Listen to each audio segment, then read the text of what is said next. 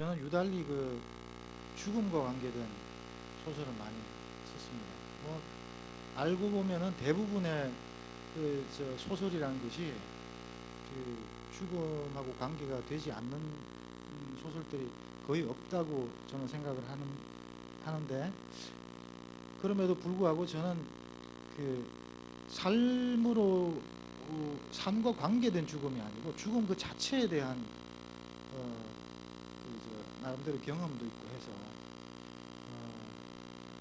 유달리 관심을 많이 가지고 그 죽음이라는 건 사실 삶의 경계를 넘는 일인데, 그 경계는 뭐 굉장히 얇다고 생각을 합니다.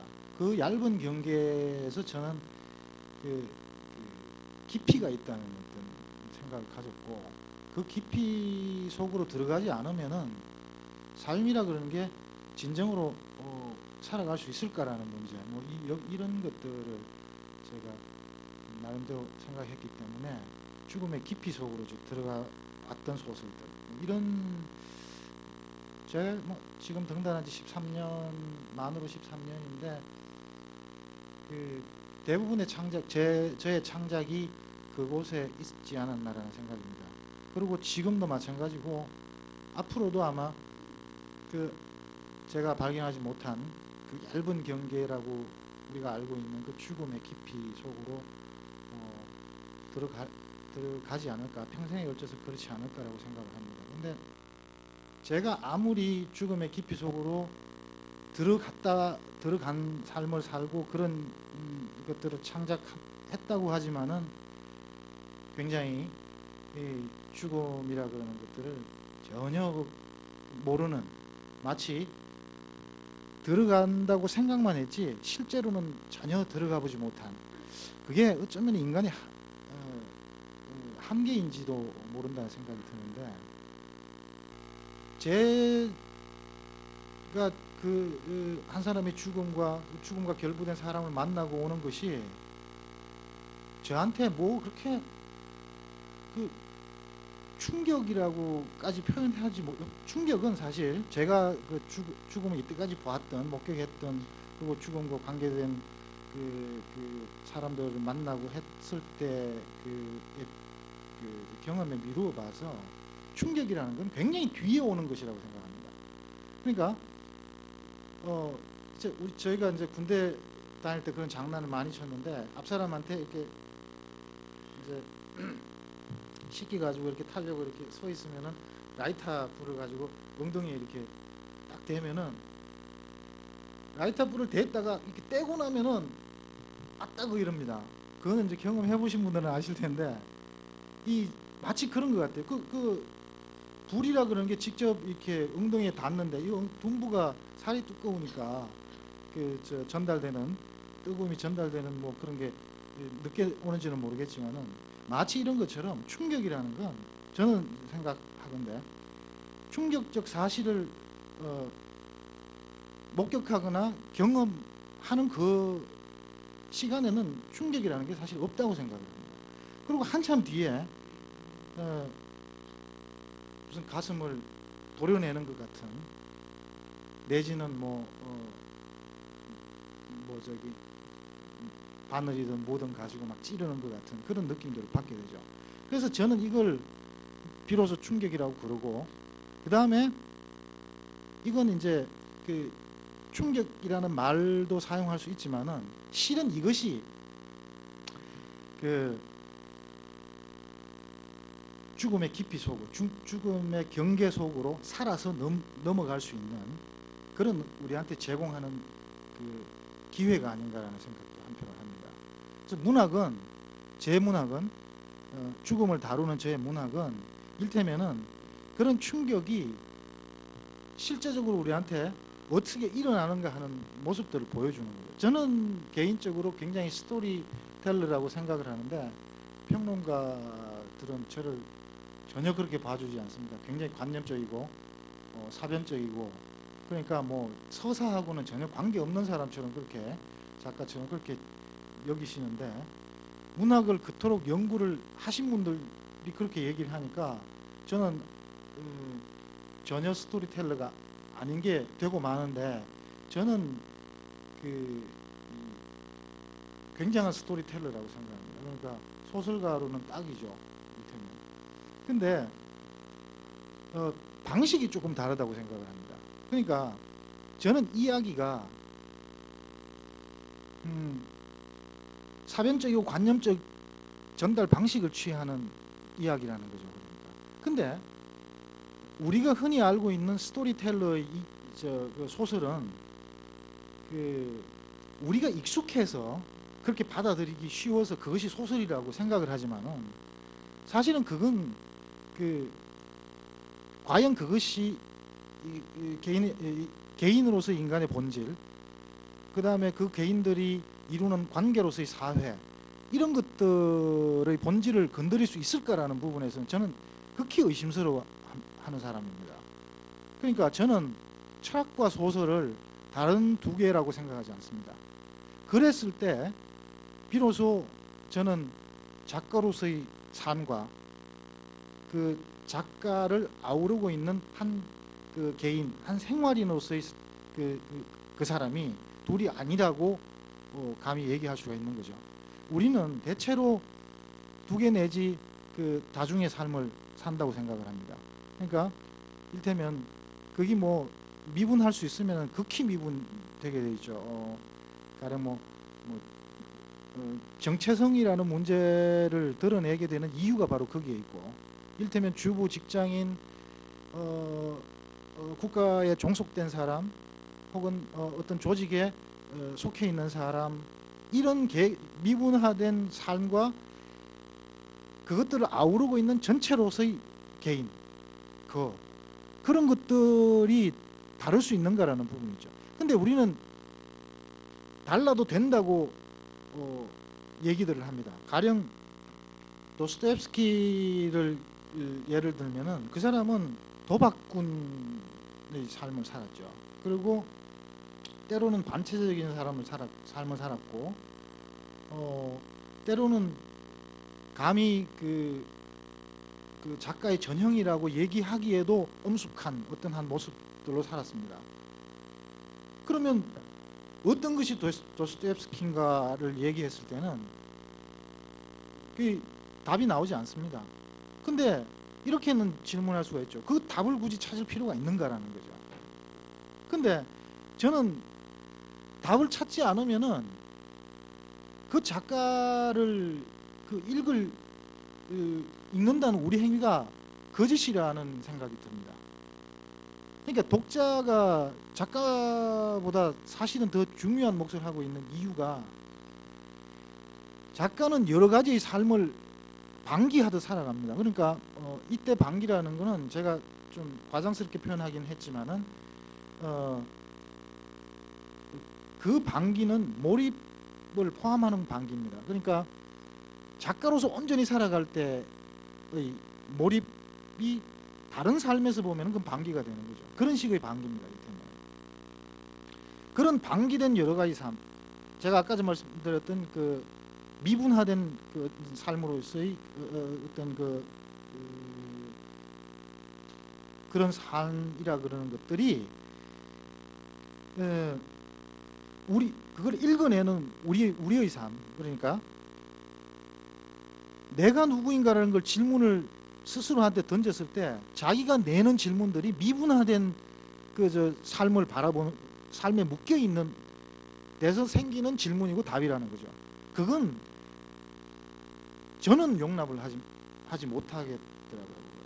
그러니까 철저하게 살아낸, 우리가 남대문에서 지게꾼으로 철저하게 삶을 살아내면은 모든 사람의 삶을 철저하게 파악해낼 수 있다라고 하는 명제는 이때 상관이 안 됩니다.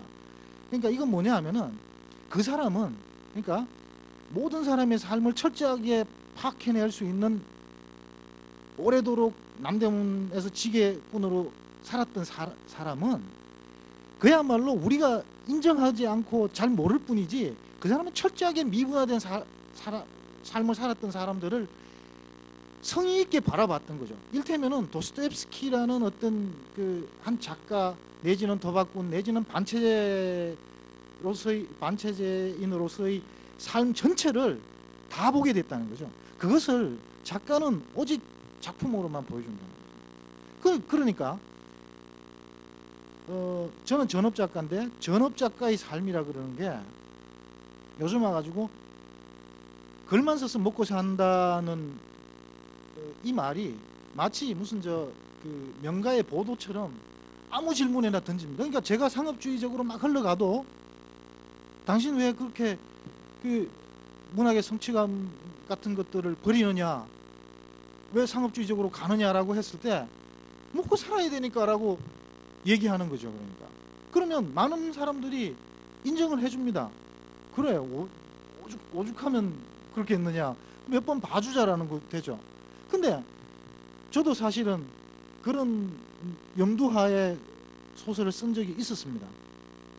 근데 제가 그렇게 살았다고 해가지고 그것이 일테면은 그걸 용납해주는 쪽도 그 전체적 삶을 이해하고 파악하고 확인하는데 답이 아니죠. 저는 그걸 얘기하고 싶습니다. 그러니까 조금 어려운가요? 이렇게 어렵게 안 나가려고 그랬는데 뭐 제가 워낙 머리가 복잡한 사람이라서 얘기 하나 나오면 자꾸 이제 끊지를 못해서, 일테면 그 제가 참 느닷없게도 한 사람의 죽음을 지금 당장 이렇게 생생하게 이렇게 겪고 왔는데도 아직 저는 이렇게 가슴을 저민다든가 이런 게 없습니다. 아마 제가 이제 막차 타고 춘천을 다시 내려갈 때 맥주를 몇 병 이렇게 사들고, 몇 캔을 이렇게 사들고 들어갈 텐데 그때 아마 이 저미는 게 올지도 모르고, 아니면 오늘 제가 자다가 벌떡 일어나가지고 저밀지도 모르겠습니다. 근데 저는 그 삶을, 그러니까 그 충격이 그 뒤에 오는 그 삶, 그거를 바라봐야 되고, 그거를 확인해야 되고, 그걸 이해해야만 우리가 여기서 뭐 그게 40년이든 50년이든 70년이든 살아 있었다는 자기 증거죠. 자기 확신이고, 그게 일테면은 거창하게 얘기하면 헤겔이나 딜타이가 얘기했던 절대정신, 이거라고 저는 생각을 합니다. 저는 헤겔이나 딜타이의 절대정신을 그렇게 높게 평가하지 않습니다. 그 사람들의 절대정신은 뭐냐 하면은 마치 이 손에 물 한 방울 안 묻힌 이 여성학자가 슈브델의 고단한 삶을 강단에 와서 얘기하는 거랑 똑같습니다. 그러니까 이건 또 이런 건 아닙니다. 사람이 그 경험을 다양하게 하고 철저하게 해서 그래야만 절대정신을 얘기할 수 있는 자격이 생긴다, 이것도 아닙니다. 저는 그 무슨 얘기인가 하면은 그 아까 저 남대문 그 지게꾼 얘기를 했습니다마는, 남대문 지게꾼을 하나의 일을 했죠. 그러면서 전체적 삶을 읽어내는 그것이 있어야 된다. 근데 헤겔이 왜 저는 인정할 수 없는 절대정신을 그렇게 높게 평가하지 않느냐 하면은, 물론 이제 이 삶이 이번 생만 있는 거 아닌다고 저는 알고 있습니다. 그러니까 이전에 수많은 삶들이 있었는데 그 삶들을 제가 헤겔이 어떻게 살고 딜타이가 어떻게 살았다는지는 모르니까 제가 그렇게 얘기하는 겁니다. 이건 일종의 트릭입니다. 제가 얘기하는. 그러니까 지금 이 생에서 입으로 얘기하는 절대정신은 절대정신의 그 본연의 가치를 인정받을 수 없다는 거죠. 그러니까 저는 모든 문학이, 모든 소설이 이런 질타와 무슨 이 의혹의 눈, 시선, 이런 것들로부터 절대로 자유로워서는 안 된다고 생각을 합니다. 그러니까 늘 그 시선을 그 작가는 받아야 되고, 그걸 철저하게 인정을 해야 된다고 생각을 하는 거죠. 그래야지 읽는 사람이, 독자들한테 얘기할 자격이 생긴다고 생각을 합니다. 제가 그 이제 춘천에 내려간 지가 이제 만으로 8년이 넘었습니다. 뭐 작가는 서울 생활을 하면서 그 서울에서 그 고단한 삶 같은 것들을 직접적으로 경험하고 그 속에서 인간의 삶이라 그러는 것들이 어떤 것인가, 그리고 거기에 인간의 삶에 부여된 조건들이 과연 정당한 것인가를 얘기를 해야 되는데, 저는 사실 그 원당서부터 서울에 들어와서 몇 년 안 됩니다. 그러니까 그러고는 훌쩍 이제 춘천으로 가니까 무슨 춘천은 아시다시피 굉장히 그 자연 풍광이 뭐 좋은 동네니까 뭐 아주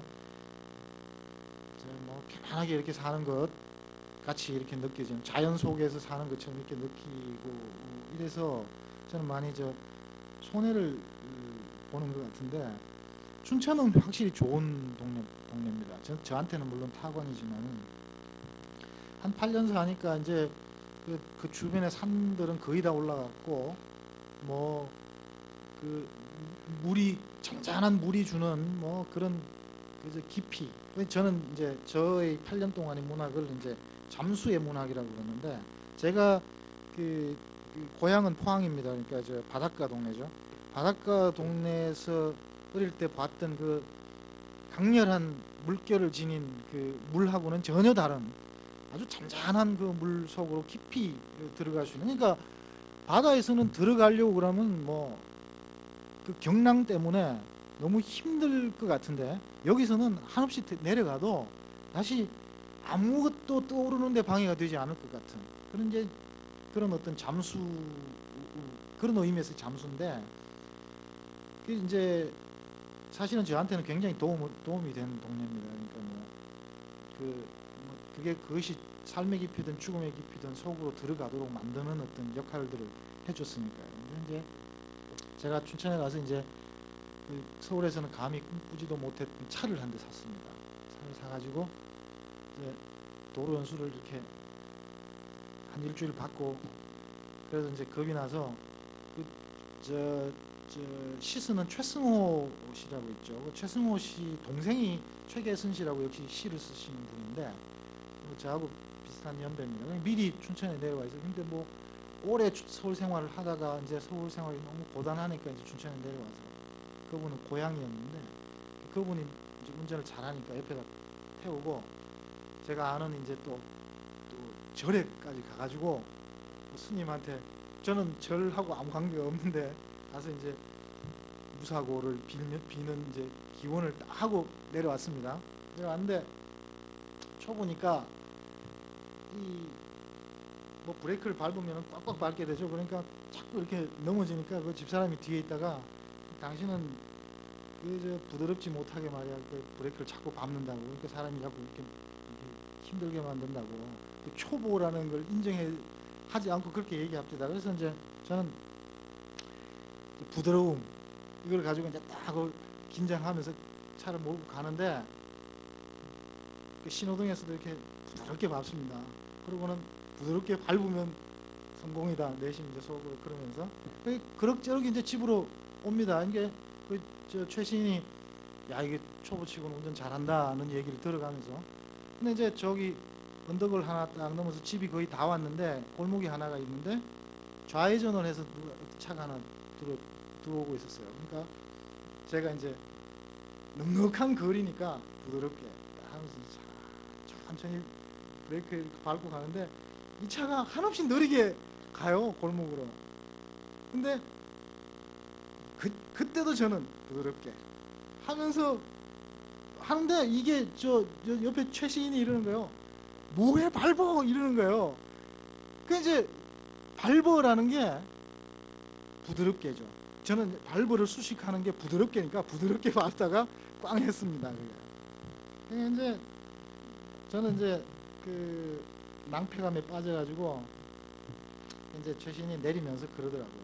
저는 뭐 내리지도 못하고 그냥 가만히 있는데, 야 이거 고사 지내고 내려오다가 사고 났다 이러면 이게 스님도 이거 땡추 소리 들을 거고 이제 곤란하다 이러면서 내렸어요. 내렸는데 참 다행스럽게도 제가 사고를 낸 그 차에 차주가 이 최 시인하고 친구였어요. 그게 뭐 두 사람이 그 사람 화를 내면서 딱 나왔는데 둘이가 뭐 제가 이렇게 보니까 악수를 하고 난리가 났습니다. 그래서 이제 제가 용기를 얻고 딱 나왔죠. 나오니까 두 사람 대화가 이렇더라고요. 야, 최계선, 너 요즘도 씻으냐? 이래요. 제가 이제 듣기가 참 민망스러웠어요. 뭐 시인이라 그러는 게 퇴출 걱정 없는 사람인데 아직도 씻으냐? 이 말이 안 되죠. 이제 뭐 그래도 뭐 그러려니 하고 이제 이 사람도 대답을 안 해요. 최시인이 시를 안 쓰는지. 이제 그러다가 뭐 이분은 소설 쓰시는 그 하창수 씨인데 견적 나오면 전화해서 이렇게 잘해 이러면서 그러고는 그래 이러고는 저하고 악수도 하고 이러는데 헤어지다가 그분이 사고 당하신 분이 최계선 씨한테 이러더라고요. 야, 너는 소설 안 쓰니? 이래요. 이게 안 웃기나요? 저는 굉장히 웃겼는데, 그러니까 저는 뭘 느꼈냐 하면은 시나 소설이 그 의외로 일반인들한테 잘 이렇게 뭐라 그럴까 인식이 제대로 잘 안 됐다. 뭐 하는 사람인지, 시인이 뭐 하는 사람이고 소설가가 뭐 하는 사람인지, 책은 어떻게 만들어지고 어떻게 팔리는지에 대해 가지고 잘 모르는 것 같다는 생각이 들었습니다. 뭐 저 친구들도 뭐 초등학교 친구 뭐 중학교 친구들도 이래요. 한 번은 야, 그 인쇄라는 거 말이지, 그 인지 붙이는 거 말이야, 그거를 서점 돌아다니면서 일일이 붙이니? 이래 묻는 사람도 있고, 걔들 저기 그 건설회사 과장하고 이렇습니다. 그런 사람들인데, 그러고는 이래요. 한 번은 뭐 그 정도까지는 아니더라도 이래요. 그 일일이는 아니더라도 가끔 가다가 서점에 가겠다 이러죠. 그럼 책 사러도 가고 뭐 그러지. 이러니까 그게 아니라 책이 몇 권이 팔렸는지를 네가 가서 확인해서 거기서 너 인쇄 받는다며. 인쇄. 그러니까 이게 인쇄를 출판사에서 받는지 무슨 서점에 일일이 수검사원처럼 가서 받는지 이걸 모르는 거예요. 그러니까 제가 아파트 이사를 이제 갔는데 그 동네 이제 소설가가 이사 왔다고 이제 막 그러니까 좀 신기하죠.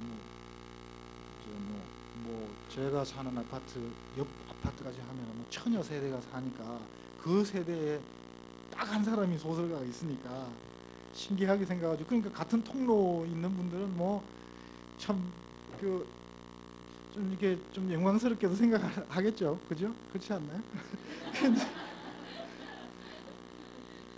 한 번은 이제 저 혼자 집사람은 이제 밖에 나가서 생활을 하니까 제가 혼자 이제 글을 쓰고 있는데 딩동 이렇게 합니다. 그래서 이렇게 비디오폰 이렇게 보니까 저기 위층에 사시는 아주머니가 뭘 이렇게 들고 이렇게 계시더라고요. 그래서 좀 맛있는 거 주시나 보다 해서 점심은 저걸로 때워야지 하고 이제 나가서 하니까 이렇게 보시더니 그 떡 같은 거예요. 그래서 이게 주시더라고요. 아이 고맙습니다. 이러니까 그러고는 인사를 하고 가야 헤어져야 되는데 뭔가 뭐 남았어요. 얘기하실 게. 그래서 왜 그러신데요? 이러니까 저기 이러면서 이렇게 안을 봐요. 그러니까 저희 집이 이렇게 앞 밖에서 보면은 이렇게 책꽂이도 이렇게 있고 하니까 이렇게 약간 미소를 지으시더니 주머니에서 10,000원짜리 한 장을 이렇게 꺼내가지고 책 사시러 오신 거예요. 그러니까 제 책을 그래 이제 제가 그 무한을 주면 안 되지 않습니까? 그래서 제가 그랬죠. 저한테 사셔도 할인 안 해줘요. 제가 이랬어요. 그러고는 뭐 제가 이제 이 책을 몇 권 있으니까 이걸 돈을 안 받으면 안 됩니다. 이거 무한은 그 돈을 주셨으니까. 그래서 이제 돈을 받는데 그 스름돈을 줘야 되지 않습니까? 그러니까 이분이 이러시더라고요. 그 스름돈 괜찮아요.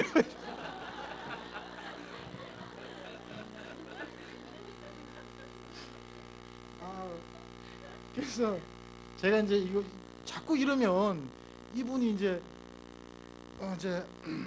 그리고 이제 올라가셨습니다. 근데 자꾸 이게 쭉 이렇게 알려지면 곤란하니까 제가 집사람 이제 퇴근해서 와서 그랬죠.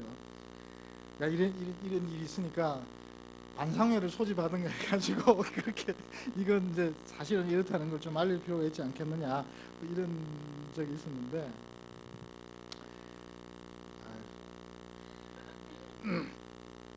나온 김에 좀 더 하나 더 합시다. 이건 저기 이순은 씨도 이런 경험을 했다고 그러는데, 제가 이제 아침에 운동을 이제 잘 못하니까 한 4, 5년 전에 아침에 이제 그 볼링을 치러 다녔습니다.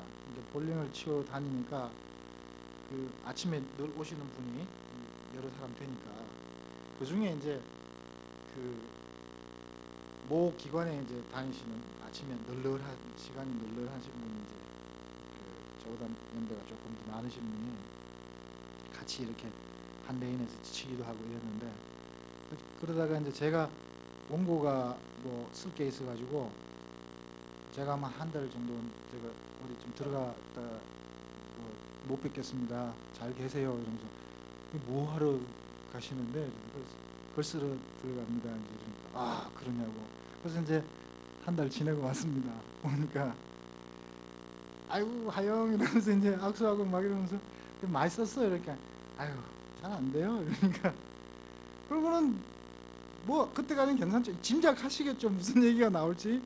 그러고는 이렇게 이제 그 음료수를 하나 빼가지고 이렇게 하시다가 요즘 액자만 드는데 얼마나 들어? 이러시는 거예요. 그래서 그쳐야 모르죠. 이러니까 아니 글 쓰는 사람 아니야. 야, 그래서 제가 또 무한을 안 줄라. 저는 무한을 잘 안 줍니다. 그래서 저는 글만 쓰지 액자는 안 만들 줄 모릅니다. 그 이순원 씨는 얘기 아시나요? 그 강릉 고향에 이제 가니까 글 쓰는 사람이라고 알려졌으니까 전부 나무 이제 요만한 나무를 전부 다 그 집에 갖고 왔다고 그러죠. 문패 글씨 받으려고. 아, 그 한 얘기 더 합시다. 제 아들 녀석이 이러다가 진짜 1시간 다 가겠는데. 그래서 아들 녀석이 저 초등학교 3학년인데 4학년 올라가는데, 얘가 이제 학교에서 어린이 신문이란 걸 만들더라고요.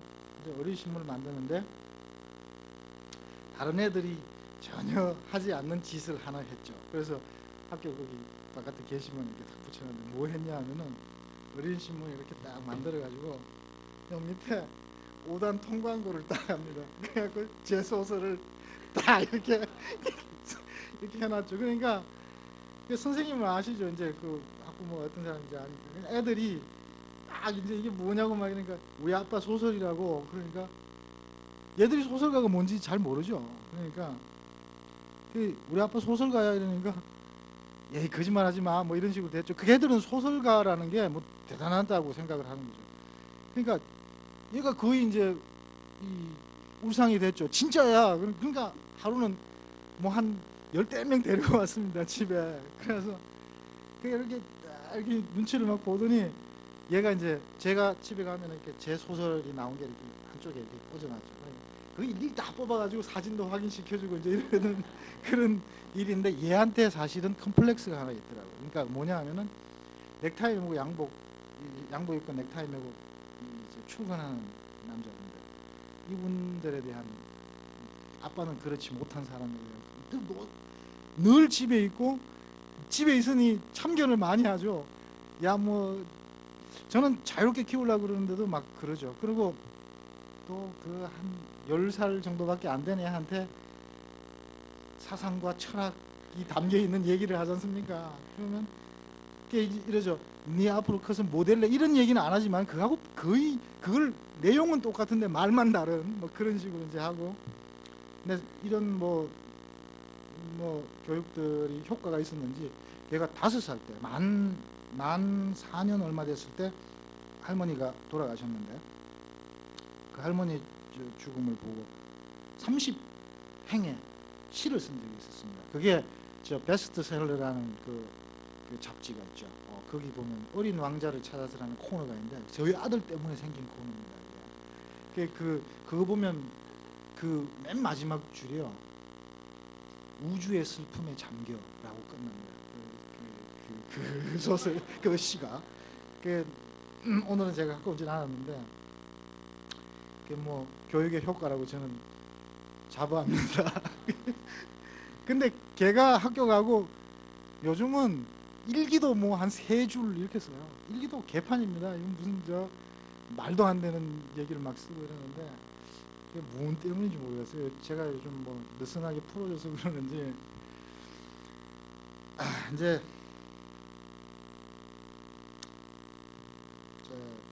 오늘 제가 준비했던 것이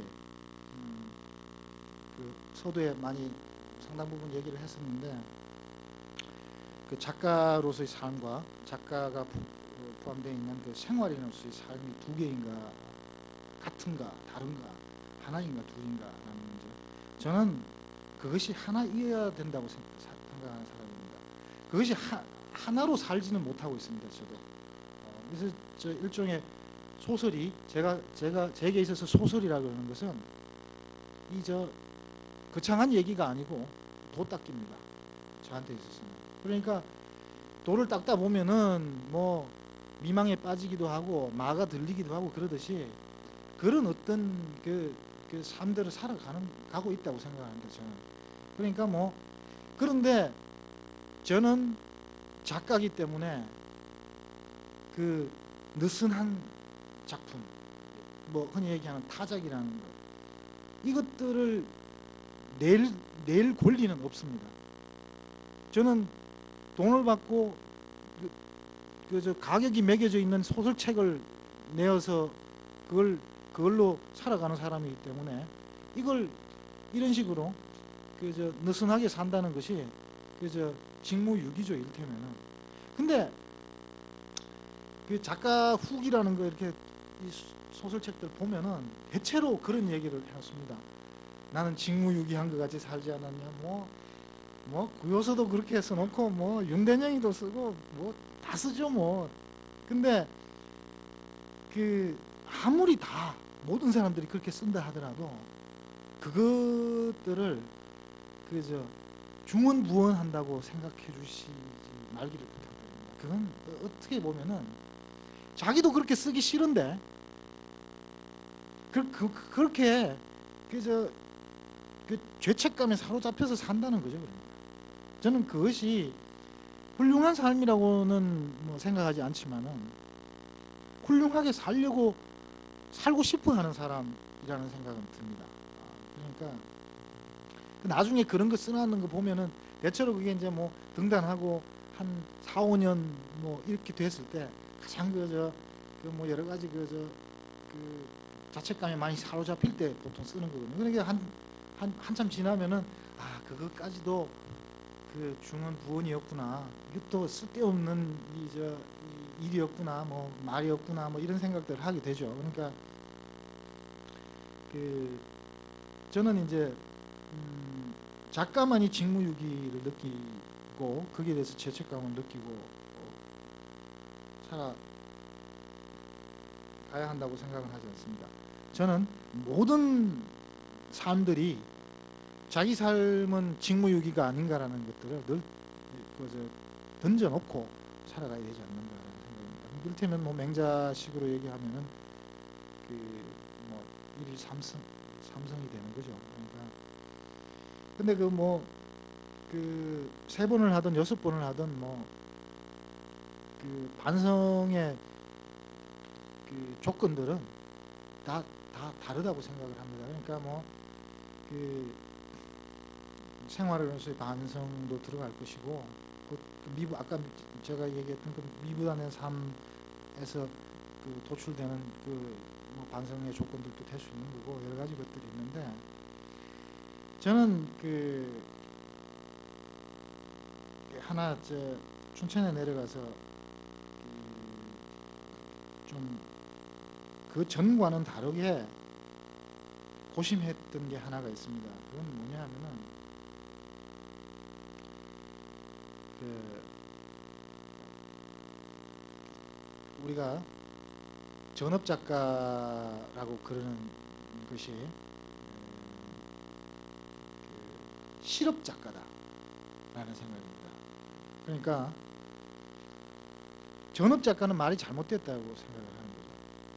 전업작가라는 건 작가가 그 전체를 지배하는 그것이 되어야 된다는 거죠. 그러니까 직장인은 사실 불가능합니다. 그것이 여러 것들이 저는 직장 생활을 거의 해보지 못한 뭐 출판사 편집장만 잠시 했던 사람이기 때문에 직장은 잘 모르는데 대신 뭐 아주 큰 틀 속에 사회적 억압 속에 살고 있었기 때문에 그게 아닌가라는 생각이 하지만 그래도 저는 직장인의 비애나 고뇌에 대해서는 제가 말할 자격이 일단 없다고 생각을 합니다. 대신에 전업 작가는 그 작가 생활 그 자체가 그러니까 최인호 선생이 한번 그런 얘기를 하셨죠. 뭐 자기는 문상을 가더라도 작가적으로 문학적으로 절을 하고 문학적으로 꽃을 갖다 바치고 문학적으로 상주들을 만나고 문학적으로 돌아오고 뭐 이런 얘기를 하셨죠. 그건 굉장히 그 말은 굉장히 그 재미난 표현인 것 같지만은 사실은 그 고뇌 그 자체죠. 최인호 선생이 표현하는 방식이 사실은 그렇죠. 저는 이제 그 소설의 이해를 돕기 위해서 제가 말씀을 드리는데 이청준 선생하고 최인호 선생 두 분이 완전히 똑같은 얘기들을 하고 있습니다. 근데 두 분은 거의 문학적 그분들이 다루고 있는 소설의 소재조차도 가만히 보면은 비슷합니다. 근데 표현의 방식이 완전히 다릅니다. 그러니까 최인호 선생은 심각한 얘기를 웃기게 표현하는 분이고 쉽게 얘기하면은 이청준 선생은 웃기는 얘기를 아주 심각하게 얘기할 줄 아시는 거예요. 그래서 그거는 우리 고전이 이미 갖고 있던 그 해학의 두 가지 패턴이죠. 대부분 우리가 해학이라고 하면은 이게 그 엔돌핀 생성시키는 어떤 식의 그 문체 내지는 문투를 얘기하는데 그 가령 이청준 선생의 이게 얘기가 제 얘기를 해야 되는데 이청준 선생의 어떤 단편 하나 보면 이런 게 있죠. 60년대 풍경인데 저 서대문에서 좌석버스가 이렇게 싹 지나갈 때 잠시 올라왔다가 내려가는 신문파리 소년 얘기가 나오는 게 있죠. 뭐 꽁트식으로 조그만한 건데 걔가 딱 들어와서 신문 팔 생각은 안 하고 뭐 민국일보, 동아일보, 조선일보, 경향신문 하면서 자기가 갖고 있는 그 신문의 종류들을 쫙 얘기하면서 그 복도를 한번 싹 지나갔다가 내리는 겁니다. 그러니까 야 신문 할 수가 없죠. 거긴 뭐 걔는 팔려고 하는 게 아니라는 게 얘기해 놓습니다. 그러니까 근데 이 작중의 주인공은 그 리드미컬한 운율 여기에 그냥 매료돼 가지고 하루는 걔가 타지는 않죠. 그러니까 뭔가 삶에 어떤 큰 구멍이 하나 생긴 것 같은 그런 느낌을 받죠. 그걸 계속 며칠 안 나오니까 그냥 궁금해합니다. 그러다가 어느 날 딱 올라옵니다. 그리고 쫙 없는데 하나가 빵꾸가 나는 거죠. 신문 하나가 빵꾸가 납니다. 그게 이제 말하자면 독재 정부로부터 정강 폐간당한 신문이라는 거죠. 그러니까 그 하나가 빠지니까 운율 자체도 엉망이 되어버리는 거고 삶의 구멍이라 그러는 걸 새삼 확인하게 되는 거죠. 그런 식의 그런 것. 그러니까 웃기는 얘기를 눈물이 핑 돌게 만들어냅니다. 그리고 그 한 30매 40매밖에 안 되는 소설이 그 시대 전체를 대변하게 만들어 버리는 거죠. 대단한 소설입니다. 그러니까 제가 이제 그런 소설들을 읽으면서 커왔으니까 뭐 학창 시절 보내고 이랬으니까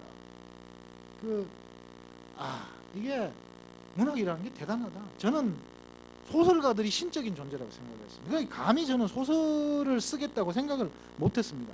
적어도 20살 때까지는 그랬습니다. 대학에 들어왔을 때 제가 79년에 대학에 들어왔는데 그때 저는 물론 이제 그 소설가가 되겠다는 생각을 전혀 안 하고 저는 40살 제가 나이가 42인데 아직도 목표 달성을 못했는데 그때 제가 대학을 갈 때 경영학과를 갔습니다. 40살 때까지 1억을 벌겠다라는 아주 원대한 목표를 가지고 경영학과를 갔죠. 근데 제가 참 좋은 대학에 1차를 봐서 실패를 해서 지방에 이제 영남대학을 제가 갔는데 근데 영남대학에서 그 상경학부가 제일 점수가 높았어요. 그래서 이제 거기를 들어갔는데 그리고 4년 동안에 제가 그 미학이라는 그 한 과목만 다른 학과에서 듣고 전부 법대와 상대 과목을 제가 들었습니다.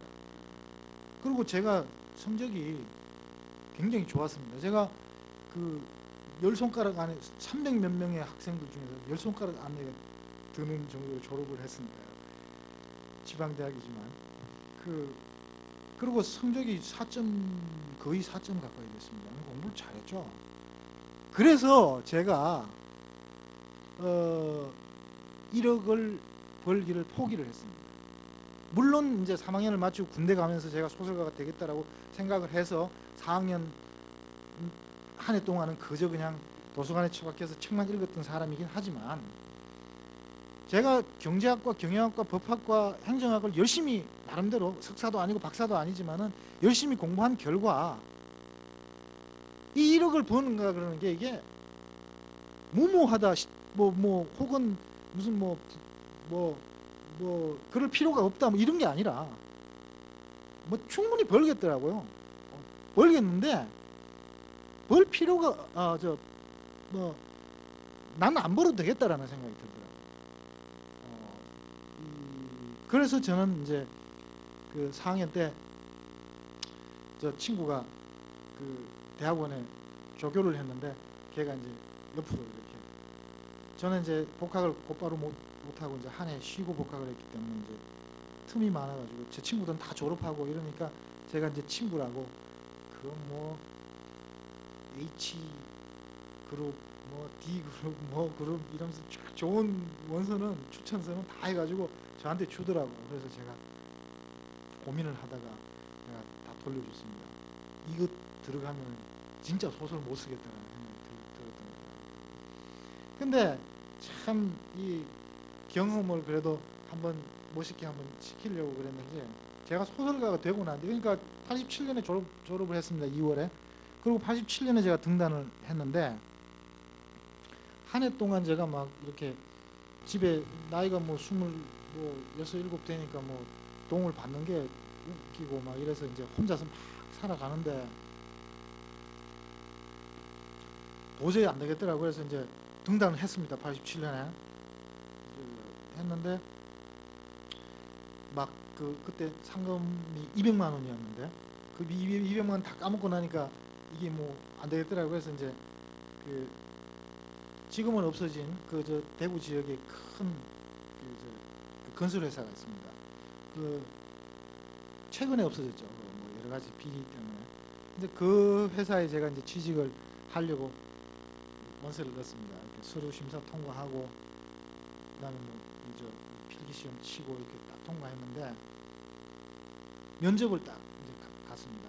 근데 제가 이제 저하고 그래도 좀 맞는 홍보과에 이제 원서를 이제 거기 희망 뭐라 그러죠? 그걸 거기다가 이제 했는데 홍보과에 면접을 받는 사람이 저 혼자입니다.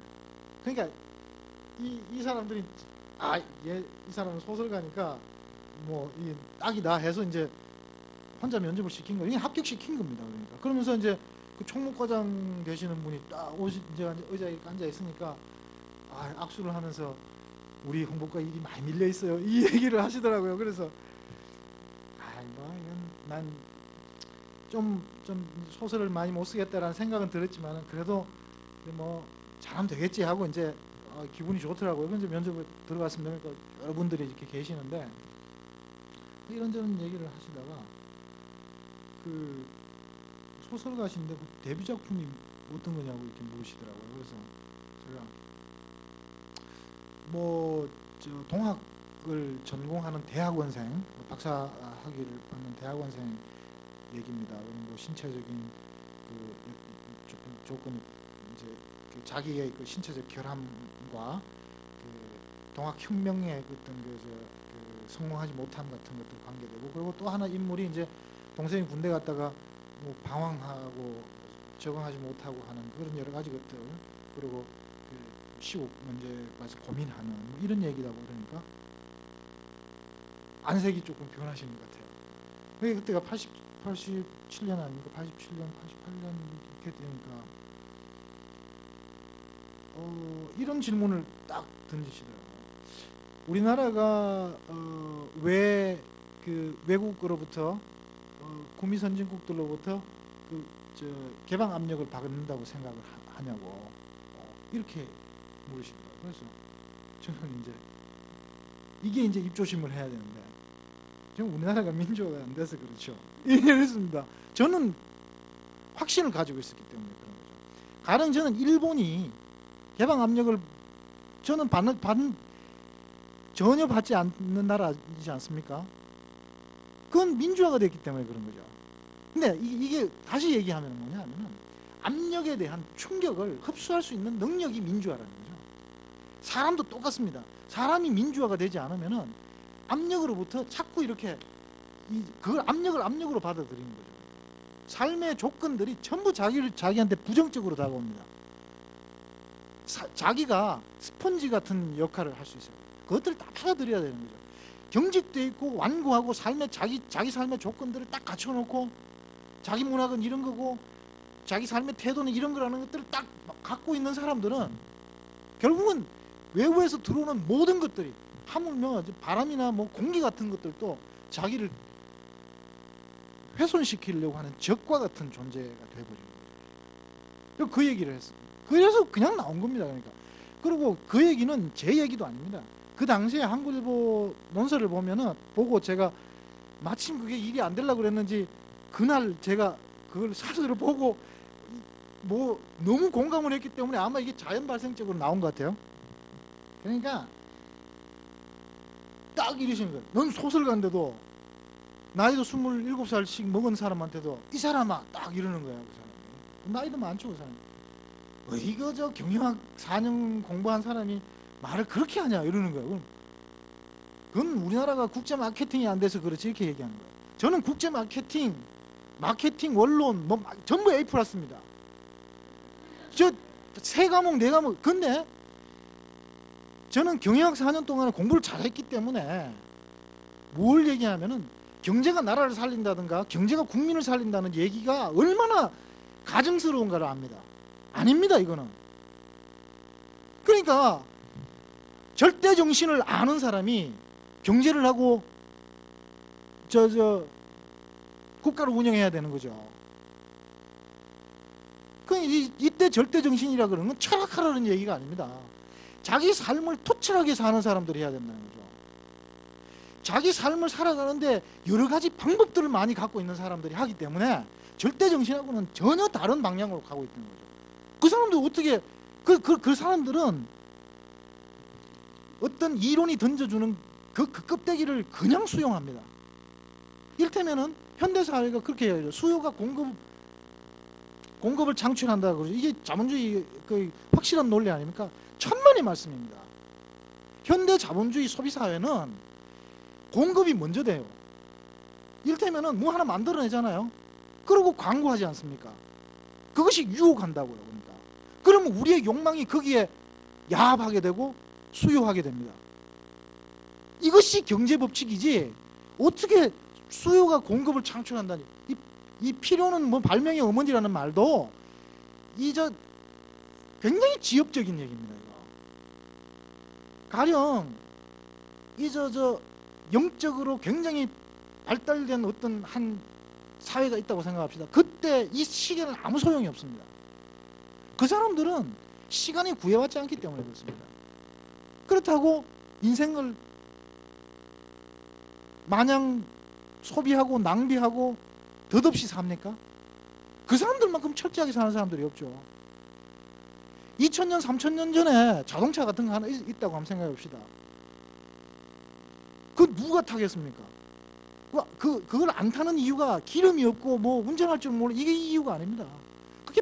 그게 이제 뭐 필요가 없다 이래버리면 이제 필요는 뭐 발명 이렇게 되는데, 어떤 것이 이 필요가 될 때는 우리 필요는 발명의 어머니를 할 때 그 필요는 이게 아주 지엽적인 거라는 거죠. 그러니까 필요라 그러는 거, 진짜 필요라 그러는 거는 굉장히 많은 것들을 함유하고 있다는 거예요. 그러니까 우리가 삶의 어떤 한 지엽적인 것, 어떤 일부분만 살아가듯이 그렇다는 거죠. 삶을 전체적으로 살아가야 된다는 거죠. 그 문학이 모름지기 여기에 기여하지 않고 종사하지 않으면은 어떻게 그것이 독자들과의 의사소통이고 관계고 이런 거라고 함부로 얘기할 수 있겠습니까? 저는 그렇게 생각을 해요. 그러니까 저도 전업작가고 우리 또래에 많은 그 전업작가들이 있는데, 그들이 은근슬쩍 밀쳐놓았던 저를 포함한 그들이 은근슬쩍 뒤쪽으로 밀어놓았던 어떤 것, 이것이 오늘의 그 문학의 침체 내지는 좀 더 논의를 넓히면 이 문학의 침체 같은 것들을 가져오지 않았나라는 생각입니다. 그러니까 이건 뭐 한없이 나아갈 수 있습니다. IMF도 우리가 절대 정신을 추구하지 않았기 때문이다라고 얘기해도 저는 옳은 답이라고 생각을 합니다. 그러니까 우리는 삶의 이제 껍데기, 그러니까 그것이 요란하다든가 화려하다든가 무슨 소박하다든가 뭐하다든가 이렇게 수식될 수 있는 삶의 모양새들이 문학이 빼버려야 될, 우리 삶이 빼버려야 될 부분이라고 생각을 합니다. 좀 억울하고 좀 손해보는 짓 같이 보이죠. 그런데 그러지 않으면은 어떤 한 사람이 그 다석 유영모 선생이라고 근대 기독교에 굉장히 훌륭한 분이 계시죠. 도올 김용옥 씨가 많이 얘기하죠. 그 유영모 선생 같은 경우가 일일 일식 했습니다. 평생을. 저는 일일 이식 합니다. 근데 얼마 되지 않습니다. 근데 제가 왜 이런 생각을 했냐 하면은 왜 헬만 헤세 그 얘기 중에 단식은 가난할 때 취할 수 있는 삶의 최고의 방법이다 이렇게 얘기하셨죠. 이건 웃기는 얘기 아닙니까? 가난과 단식을 뭔가 이렇게 우의적으로 중첩시켜 놓은 이런 건데,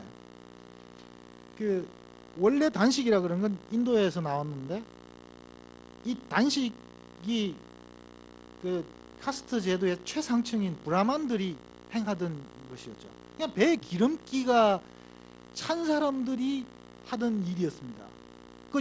왜 인도에는 카레가 없다라는 책 보면은 그게 그런 얘기가 나오죠. 이옥순이라는 분이 저자분인데, 이분은 인도에 오래 가서 책 공부한 사람이죠. 그래서 자기는 단식 기간 중에도 밥을 먹고 있다 뭐 이런 얘기를 하면서, 실제로 인도의 하층민들은 단식이라는 것들을 하지 않죠. 근데 저는 이 단식을 어떻게 생각하냐면은 여기 아주 제가 멋있게 말을 하는데 적어 왔는데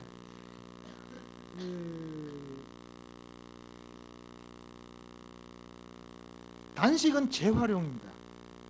그러니까 우리가 그냥 뭐 밥을 끊는데 어떻게 그것이 재활용인가 하죠. 우리가 밥을 먹음으로 인해 가지고 배고픔도 모르고 배부름도 몰라 버린 게 아닌가라는 생각을 어느 날 문득 제가 했습니다. 단식을 하지 않아 밥을 끊어보지 않으면은 배부른 것도 모르고 배고픔도 모른다는 거죠.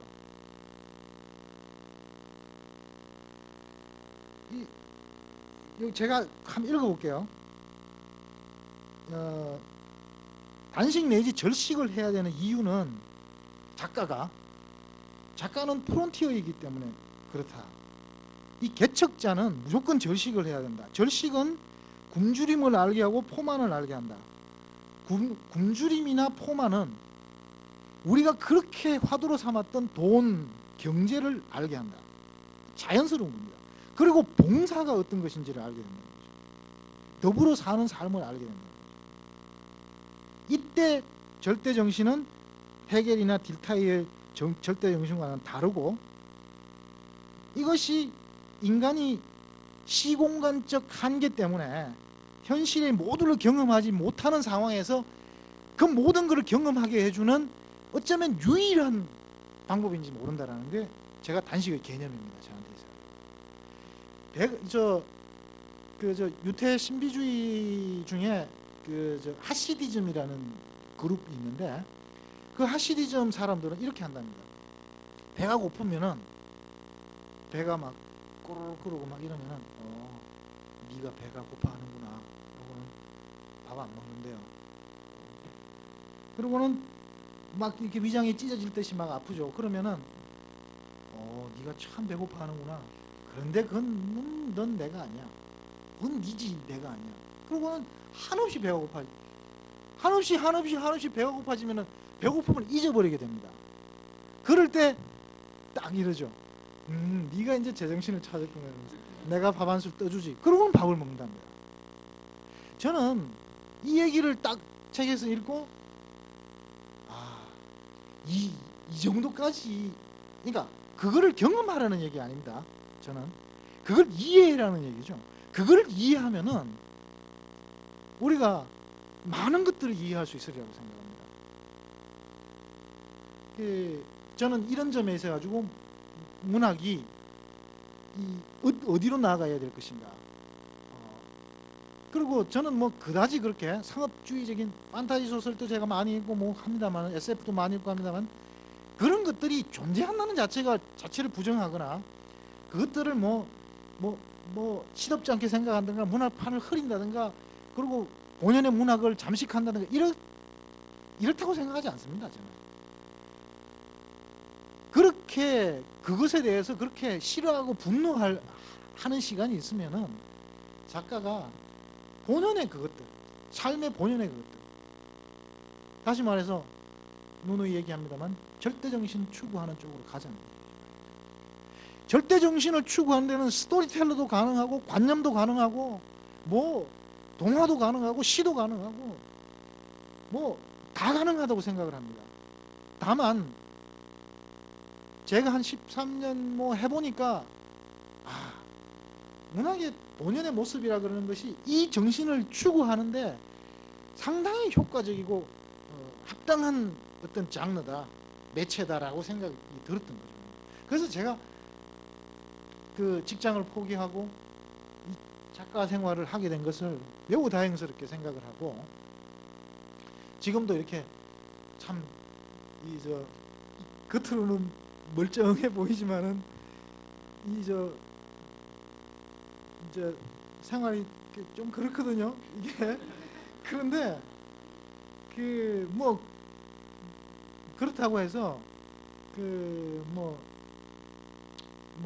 굶기까지는 아닙니다. 근데 이제 근데 제가 다시 이제 강조하고 싶은 거는, 그렇다고 해서 아까 하시디즘 같은 그런 사람들의 단식행위, 절식행위를 받아들여야 된다는 건 아닙니다.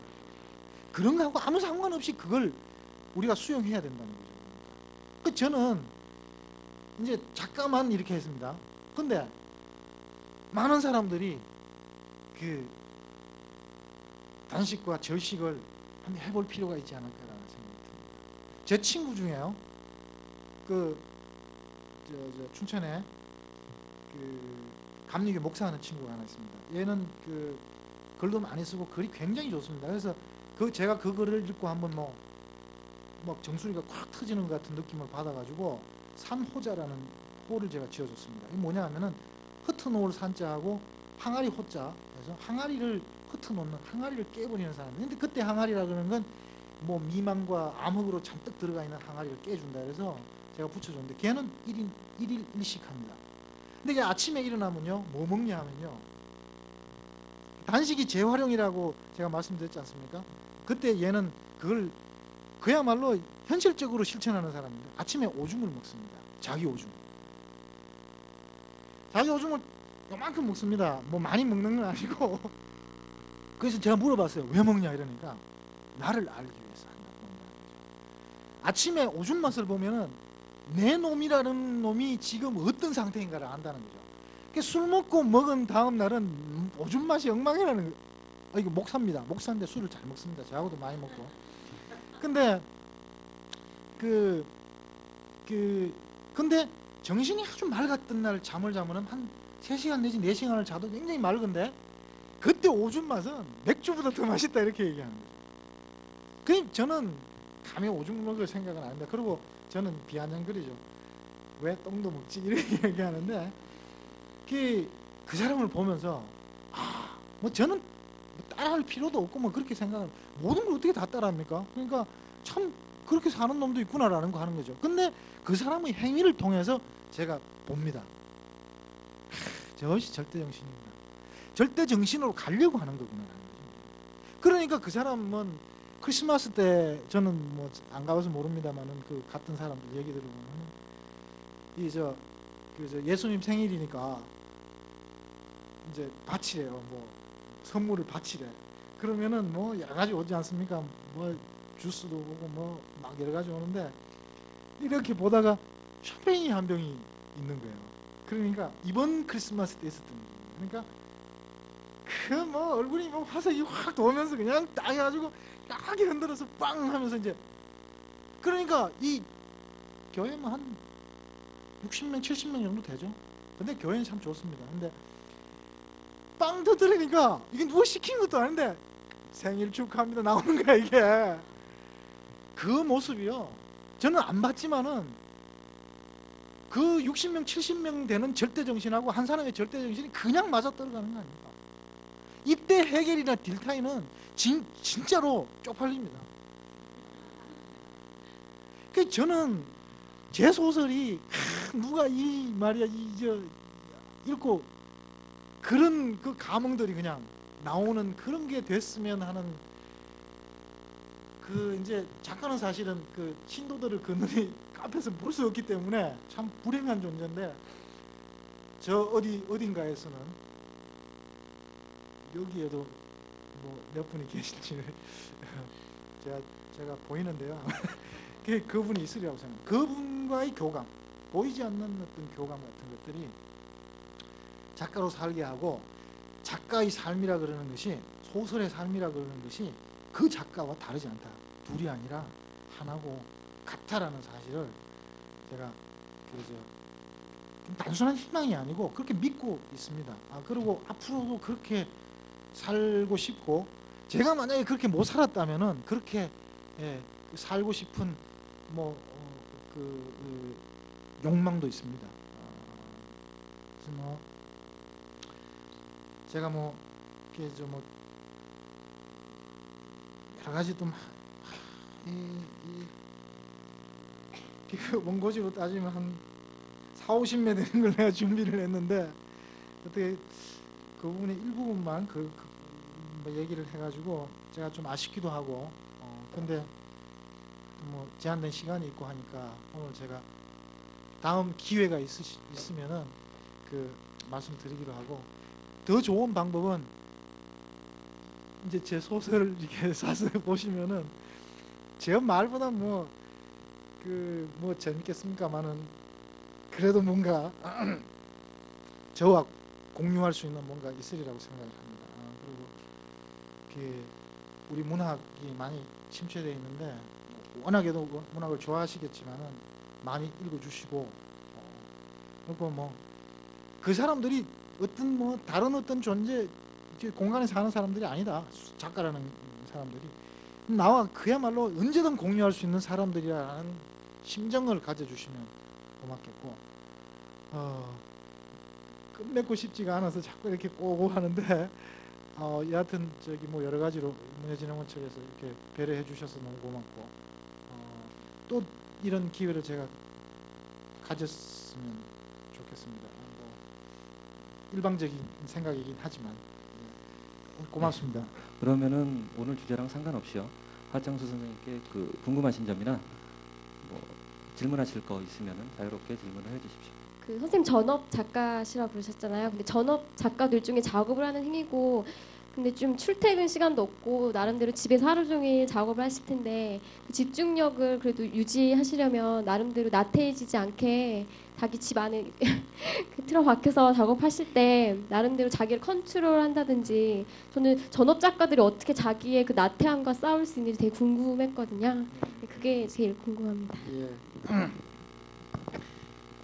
어제 문예중앙에서 이제 편집부 사람이 내려와서 제가 이제 이제 이번 봄호에 보면은 그 화보에 보면 만나고 싶었습니다라는 코너가 있는데 거기에 전상국 선생님 아시죠? 그분을 제가 이제 인터뷰하는 형식을 취하는 이제 그런 취재하러 이제 내려왔는데 그때 제가 이런 걸 물었어요. 저는 이제 춘천에 있으니까 잘 동료 작가들 못 만나니까 그 사람은 이제 잡지 만드는 사람이니까 야 박상호 씨 뭐 구효서 씨 다들 뭐 안 죽었나? 안 굶어 죽었나? 뭐 이렇게 물어봤어요. 그러니까 글쎄 말이지 참 뭐 힘든데 뭐 소식도 잘 모르겠고 그렇다고 뭐 그러더라고요. 근데 전업 작가라 그러는 게 아까도 제가 잠시 말씀드렸지만은 뭐 지금 이런 얘기가 있습니다. 2만 부를 책이 2만 부를 팔 수 있어야지 전업 작가를 할 수 있다. 뭐 배부르게 살지는 못하지만은 전업 작가 생활은 할 수 있다 이렇게 얘기를 하거든요. 근데 제가 알기로는 뭐 2만 부를 그렇게 팔아가면서 전업 작가 생활을 하는 사람이 몇 명이나 될까 싶습니다. 근데 이제 지금 질문은 이제 요거하고 조금 다르죠. 이제 그 얘기를 할게요. 뭐 이제 전업 작가가 이거 완전히 고통하고 있다는 얘기를 말씀드리기 위해서 했는데 언제 뭐 박범신 선생이 한번 그 얘기를 하시던데 자기는 뭐 출퇴근 시간을 딱 정해서 마치 한다. 뭐 그다음에 김원일 선생 같은 경우는 아래 층이 있는데 뭐 넥타이 메고 출근하고 뭐 이러신다. 뭐 이런 얘기를 하시는데 저는 아래 위층이 아니고 그냥 집 안에서 쓰기 때문에 한때는 제가 바깥에 작업실 얻어놓고 쓴 적도 있었는데 저는 좀 사람이 좀 달라서 성격이 달라서 도시락을 사갖고 가면은 혼자 밥을 먹어야 되니까 그게 좀 이렇게 초라하게 보여서 싫은데 집에 와서 먹으려고 그러니까 왔다 갔다 하는 게 또 귀찮고 그래서 이제 다시 집으로 들어왔는데 저는 이제 구효서 씨도 비슷해요. 시간을 딱 정해서 그러니까 밤에 작업을 하지 않습니다. 저도 마찬가지인데 아침에 이제 애가 학교 가면은 보통 뭐 8시쯤 학교를 가게 되죠. 가게 되면은 그리고 집사람은 저 시민단체 일을 하고 있기 때문에 아침에 출근을 합니다. 출근해서 이제 저녁에 저녁할 때쯤 들어오는데 그때까지 저 시간이죠. 근데 저 시간인데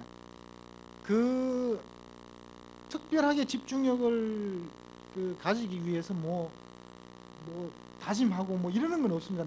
혼자서 뭐 넥타이 메고 오지 할 것도 없고. 근데 하나 하는 거는 제가 간혹 명상을 합니다. 그러니까 명상은 뭐 제가 하는 방법도 잘 모르는데 그냥 이제 방석 하나 깔고 앉아가지고 조용한 음악, 요즘 명상 음악들 많잖아요. 그거 틀어놓고 이렇게 있습니다. 그럼 뭐 몰입이 쭉 될 때는 뭐 1시간이고 2시간이고 이렇게 가만히 있기도 하고 그러면서 이제 가부좌를 틀고 있기는 제가 이제 방법도 잘 모르고 하기 때문에 한번 해보니까 뭐 한 5분 있으니까 다리가 아주 끊어지는 것 같아서 반가부좌 정도 해가지고 이제 이렇게 있는데 그거 하면은 많이 소설에 몰입, 작품에 몰입할 수 있는 도움은 되더라고요. 그 정도고 그 컨트롤 문제에 있어가지고 이제 그 질문의 내용에 들어가는지는 모르겠는데 작품 일테면 다작한다든가 뭐 이런 문제하고 또 있잖아요. 근데 이게 컨트롤의 문제와 관계됩니다. 그러니까 작품을 많이 쓴다는 거는 어떻게 보면은 자기를 많이 창작열을 올린다고 볼 수도 있지만은 한편으로는 좀 이렇게 굉장히 그 체력이라든가 정신력의 소모가 따르죠. 그러니까 대체로 좋은 작품들을 만들어내기가 좀 힘든 어떤 그런 부분들이 있거든요. 그래서 이제 저는 벌써 지금 장편을 2년 붙들고 있는데 1년이면 끝날 것 같았는데 그걸 아직도 못 끝내고 있습니다. 그래서 뭐 계속 언제 끝나냐 그러면 한두 달 있으면 끝날 거야 라는 게 벌써 1년인데 그러니까 사실 더 안 좋죠. 생활이라는 게 더 안 좋은데 근데 참 희한한 게 바라는 게 없으면은 안 이루어지는 게 없습니다. 그렇지 않습니까? 바라는 게 있어야지 못 이루었다라는 게 생기는데 전 바라는 게 없습니다. 그러니까 안 이루어지는 게 없어요. 그러니까 뭐 다 먹고 살게 돼 있더라고요. 그러니까 그건 나중에 있잖아요. 그 방법은 있어요. 그건 뭐 책 내면은 초베스트셀러가 될 텐데 그건 뭐 그걸 말로 이렇게 표현하기는 참 힘들어요. 그러니까 개인적으로 뭐 저 이제 이메일이 있으니까 이메일로 이렇게 질문을 주시면 그 방법 제가 가르쳐 드릴게요. 그 바라지 않는 방법 이게 있어요. 그러니까 그 정도가 이제 제 컨트롤하고 전업자가 생활을 하는데 뭐라 그럴까 이게 생활 신조라 그럴까요? 뭐 이런 거죠. 질문이 될는지 모르겠는데요. 도닦기 예. 작가의 삶과 작가의 삶과 그냥 일상생활의 그 인생이라면 좀 저기하고 좀 그런 보통 살며 근데 또 그렇게 살지는 않지만 그렇게 살고 싶고 욕망이 있다. 작가분도 그렇고 우리 일반인들도 되게 그런 거를 깔고 있잖아요. 근데 그게 잘 안 되잖아요. 근데 이제 질문하고 싶은 거는 이제 글을 쓰실 때 이제 작가의 삶과 소설을 쓸 때의 차이, 지금 말해서 그런 어떤 차이가 있을 것 같아요. 우리 일상생활도 그렇지 않습니까? 절대 정신을 말씀하셨는데 좀 질문이 좀 정리가 안 됐습니다. 작가의 삶과 소설을 쓸 때의 차이 폭이 없을 수가 없을 텐데요. 이러한 정신적 절대 정신과 지금 나의 삶과의 폭을 작품으로 또는 절대 정신을 추구하면서 작품에 담는 것, 또 어떻게 그걸 담고 또 작품화해서 그 작품으로 완성하는지 참 저도 질문을 하고 있는데 좀 그런데 무슨 얘기인지는 제가 알겠습니다. 어떤 저 갈등과 어떤 그런 게 계실 것 같은데요. 그런 건 어떻게 저기하며 두 번째는요. 작품을 이제 되게 이렇게 꼭 선생님 글 말고도 다른 저걸 읽으면 발로 뛰어야 된다, 발로 써야 된다, 뭐 경험을 해야 된다. 그래야지 뭐 이렇게 절대 정신이 거기가 모르겠지만요. 그런 어떤 진솔한 게 나온다. 이렇게 많은 거를 하는데 일일이 어떻게 발로 다 뛰어다닐 수도 없고 그렇죠. 경험적이어야 하고 그런 거의 차이점은 또 어떻게 하면서 그 절대 정신과 그 폭이 있을 텐데 그 갈등이 딜레마가 있을 것 같은데요. 그런 거는 어떻게 처리하며 어떻게 작품에 완성하는지 좀 약간 궁금하더라고요. 일단 그 작가로서의 그 삶과 그러니까 창작할 때의 어떤 그런 것과 생활인으로서의 할 때의 차이는 되도록이면은 차이를 두지 않으려고 노력합니다. 그러니까 일테면 몰입이라는 걸 예를 한번 들어보면 철저하게 이제 작품 한 번은 이런 적이 있었는지 읽어보셨는지 모르겠는데 제가 허무총이라는 소설을 쓸 때 제가 막 이렇게 열심히 막 이렇게 치고 저희 컴퓨터로 이제 작업을 하는데 막 하니까 집사람이 이제 일테면 마실 거를 이렇게 갖고 들어오죠. 여름이었는데 여름 석 달 동안 제가 썼는데 문을 이렇게 열어놓으니까 문 여는 소리도 제가 문이 열려 있으니까 못 듣는데 발자국 소리도 물론 못 듣죠. 근데 막 쓰니까 이 차를 이렇게 놓고 보통 때는 이렇게 뭐 이렇게 들여다 제 집사람이 굉장히 장난스러워서 이렇게 뭐 이렇게 괜히 이런 거 갖고 이렇게 쿡 찌르기도 하고 이러거든요. 그러면 막 그거 갖고 싸우기도 하고 그러는데 이 뭐 장난도 못 치고 사람이 나중에 이제 제가 저녁을 먹으러 나오니까 꼬박 앉아가지고 하루 종일을 쓰니까 저녁을 먹으러 나오니까 그 표정이 좀 이상해. 그래서 왜 그러냐 그러니까 이렇게 눈을 이렇게 보더니 야 무슨 귀신에 씌인 것 같이 그렇더라 이런 얘기를 하거든요.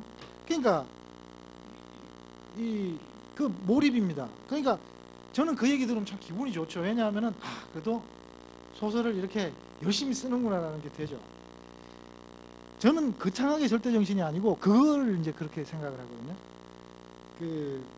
그런데 생활도 그렇게 하고 싶어 합니다. 그러니까 애가 이제 이를테면은 여러 명이 이제 친구들을 데리고 들어오지 않습니까? 그러면은 요즘 가정교육이 진짜 엉망이라 가지고 아파트 왜 현관이 이렇게 있으면은 거기서부터 발을 이렇게 신발을 벗고 막 이렇게 저벅저벅 들어오지 않습니까?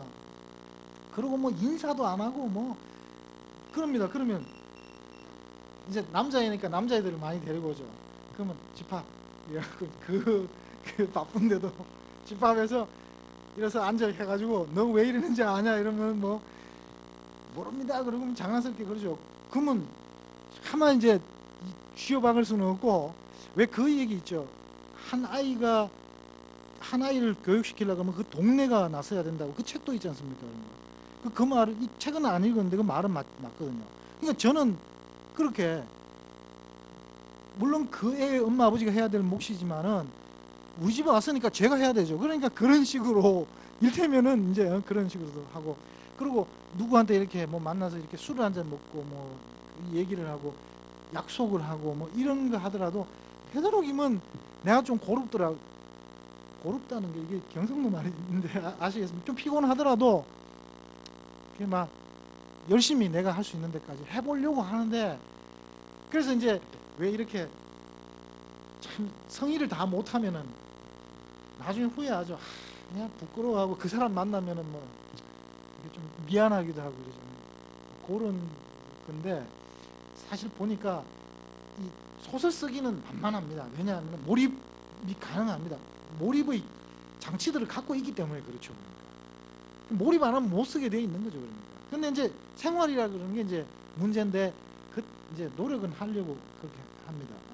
그리고 그다음 이제 경험 문제, 발로 뛰는 문제. 이제 뭐 가장 진짜 낭패스러운 문제 중에 하나입니다. 그러니까 뭐 저는 작년 초에 그 이제 어떤 한 600매간의 그 소설을 발표를 문예중앙에다 했는데 그때 그 얘기가 뭐냐면은 한국 사람인데 미국에 유학을 가서 인도 철학을 전공을 합니다. 전공을 하고 그 지도 교수가 인도 사람인데 이 사람이 암이 걸려서 자기 고향에 가지를 못해요. 그러니까 제자를 대신 보냅니다. 대신 보내면서 내가 니한테 그 4년 내지 6년 동안 강의할 수 있는 그것들을 인도에 한번 가보면은 느낄 수가 있으니까 한번 가보라. 내심 나는 니를 사랑하기 때문에 내가 니를 데리고 가려 그랬는데 나는 지금 죽어가고 있기 때문에 못 간다. 그래서 네가 갔다 와라 그러면서 3개월을 보내는 얘기입니다. 그 안에. 그러면서 그 안에 인도가 담고 있는 어떤 그 오묘한 정신을 갖고 있는 무굴 제국 시대의 한 책을 발견을 하고 그게 이제 라마할디라는 책인데 그 얘기가 중첩이 되면서 이제 진행되는 건데 그걸로 이제 제가 돈을 모아서 인도를 가려고 했었어요. 근데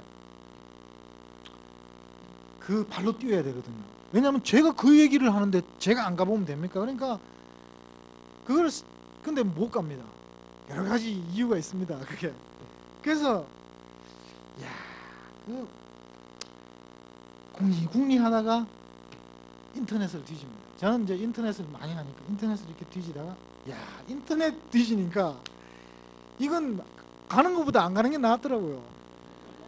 뭐 여행기가 몇 개가 올라 있는데 일테면은 그 이제 bombay에 9시 되면은 그 사이렌이 울립니다. 울린다고? 아, 울립니다가 아니라 울린다고 그러더라고요.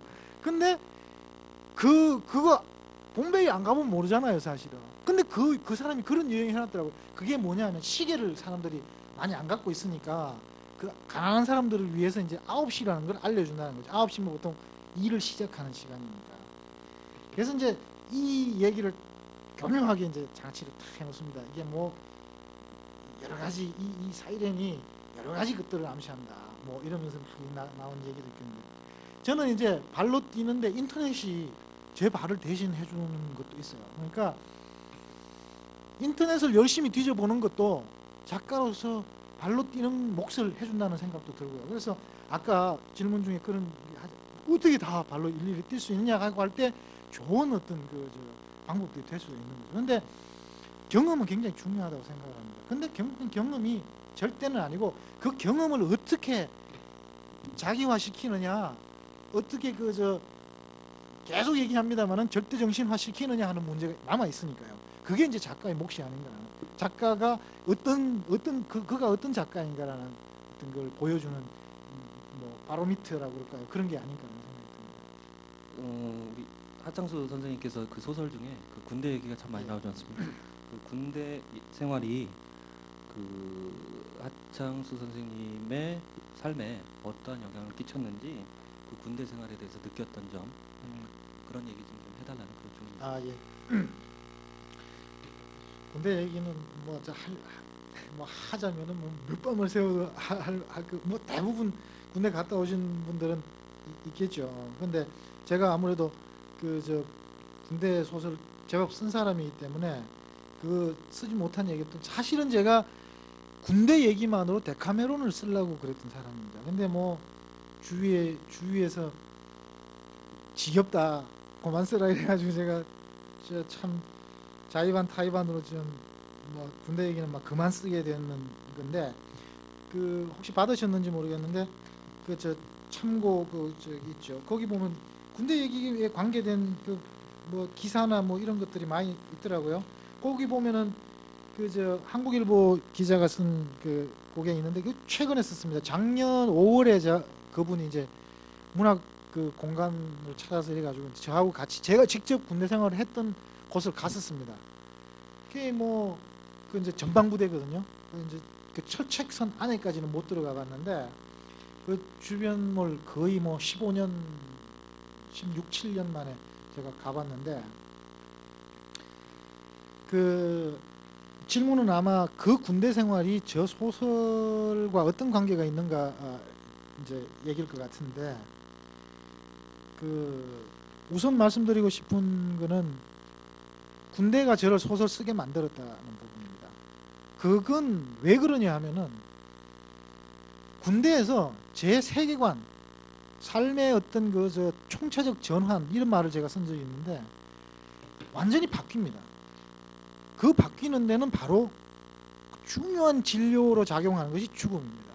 그러니까 이제 전방에서 군대 생활을 하신 분들은 뭐 한두 번 정도 아마 죽음을 직접 목격했다든가 아니면은 뭐 그 얘기를 아주 실감나게 이렇게 들었다든가 뭐 이런 경험들이 있을 텐데 저는 이제 철책 1년 동안 할 때는 상황실이라고 해서 이제 거기 대대 OP에서 근무를 했습니다. 그러니까 여기 전체 철책에서 일어나는 일들을 이제 관장하는 곳이죠. 거기서 이제 있었는데 그러다 보니까 사고 소식들이 전부 이제 들어옵니다. 일단 들어와서 저 또 후방으로 나가는데 뭐 우리가 상상하지 못할 정도의 사고들이 많이 일어납니다. 그 안에는 죽음이 반드시 있죠. 근데 그 죽음의 형식은 두 가지입니다. 뭐 여기서 죽음의 형식도 똑같습니다. 저 사고로 죽는 거 하고 저 자살하는 거죠. 근데 저한테 가장 충격을 많이 줬던 게 이제 자살 쪽입니다. 실제로 제가 경험했던 부분은 뭐냐면은 이제 제가 한참 이제 군대 생활을 할 때인데 신병이 들어왔습니다. 신병이 들어왔는데 굉장히 불안해해요. 그러니까 이제 우리 쪽에서 한 며칠 있다가 배치를 받아서 가는데 3일 있었는데 3일 동안 제가 걔하고 여러 가지 얘기들을 합니다. 뭐 군대라 그런 거 그 두려워할 거 없다. 나도 막 두려워했는데 지내다 보면 괜찮다. 뭐 이렇게 좋은 얘기들을 많이 하죠. 그리고 이제 3일 있다가 배치를 받아서 갔습니다. 가고 그 다음날 제가 전통을 받았는데 걔가 나무에 목 매달아 죽었다는 전통을 받게 되는 거죠. 그때 제가 뭘 느꼈냐 하면은 삶을 그르치는 삶에 돌아서지 않는 사람들이라는 그 표현도 삶에서 그러니까 극한까지 갔을 때 돌아 나와야 되거든요. 돌아 나와야 절대정신 쪽으로 갈 수 있는데 그렇다고 해서 죽음 쪽으로 가는 사람들이 절대정신과 관계 없다고 얘기하지는 않습니다. 절대정신을 추구할 기회를 기꺼이 포기하는 사람들한테는 충고가 필요 없다는 거죠. 어떤 충고도 불가능하다는 거죠. 제가 3일 동안 한 것이 충고의 전부일 수는 없습니다. 그렇지만 한번 그렇게 생각한 사람들한테는 이 충고가 먹혀들지 않는다는 거죠. 제가 어떤 소설을 최근에 하나 발표를 했는데 김윤식 그 평론가가 어떤 서평에다 잡지의 그 월평에다가 이런 얘기를 해놨더라고요. 하창수는 그 충고를 받지도 않는 작가고 충고를 하지도 않는 작가다라는 얘기를 해놨더라고요. 그 저는 모질지 않습니까? 그게 충고를 수용을 해야 되고 충고를 해야 되는 것이 우리가 의사소통의 본연의 모습인데 이 모진 얘기를 내가 들어야 된다는 사실이 가슴 아팠는데 한편으로는 아주 흐뭇하게 제가 생각을 했습니다. 그건 아주 이 아이러니죠. 30개의 문을 지나온 사람이라는 중편 소설이었는데 그게 저는 어떻냐 하면은 자 아까 군대에서 똑같은 얘기를 한번 반복하면은 그쪽으로 가서 죽어버립니다. 그때 충고가 필요 없죠. 근데 역설적이게도 그 사람의 모습을 통해 가지고 그가 절대정신을 추구했는지는 모릅니다. 그 사람의 모습을 통해서 제가 이 삶이라 그러는 거는 방법적으로 살고 사는 게 아니다.